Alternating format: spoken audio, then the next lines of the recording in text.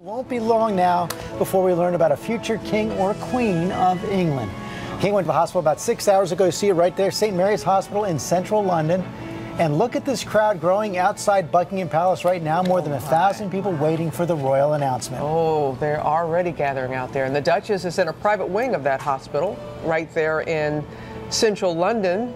She arrived there shortly before 6 a.m. London time through a side door. And this morning, the Queen is at Windsor Castle, and there's Prince Charles. He's in York this morning. And for those of you who pay attention to this kind of thing, Kate did go into labor during a full moon. Wow. For whatever that is worth. Wow. Whatever it's worth there, Lara. ABC's Amy Robach is outside St. Mary's Hospital right now and has the very latest. Good morning, Amy.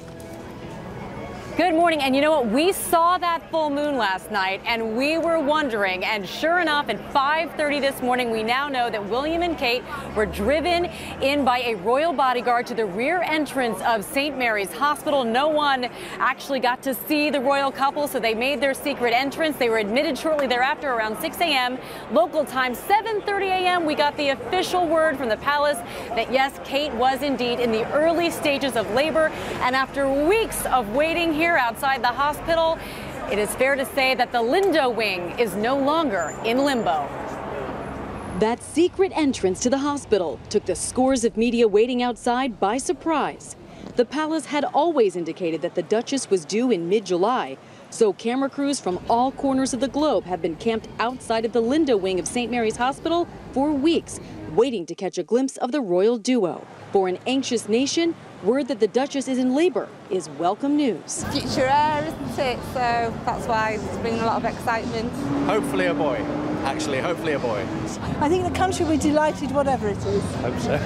Yes. Kate has reportedly been hoping for a natural childbirth and will be shepherded through her labor by a veritable medical dream team headed by renowned obstetricians Dr. Marcus Setchell and Dr. Alan Farthing.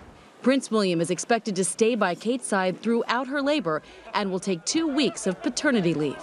Elsewhere in England today, proud grandpa-to-be Charles was all smiles, awaiting word of his first grandchild.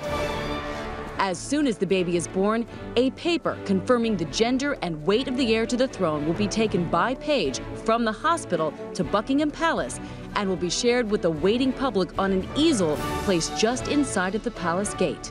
How long Kate and the baby remain in the hospital is up to the royal couple and their medical team.